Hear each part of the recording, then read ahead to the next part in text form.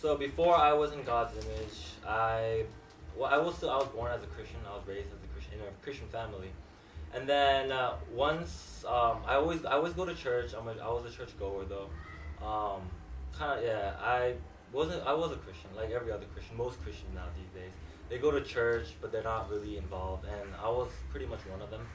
But then not all churches are bad, and then just after when I joined God's image,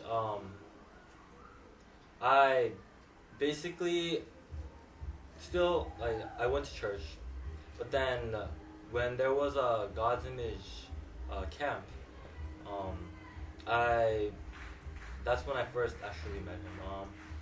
I was praying, on my knees, and we were praying for 3 hours, and then it went overnight, and it was really amazing. And from that day on, I felt a change in me, and then, I received the Holy Spirit. And then, so ever since that day, my lifestyle, it changed dramatically. Like, from school, especially school, the friends I hang out with, they all changed. I had to leave them because I knew it was wrong.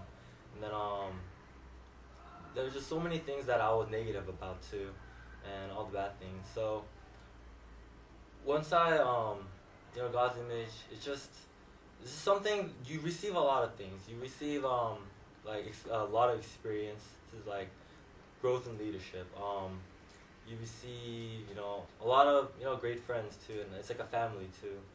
And then, there are so many things, and then even after I leave God's image, I'll never forget about God's image because it's changed my life, from that day, God's image camp.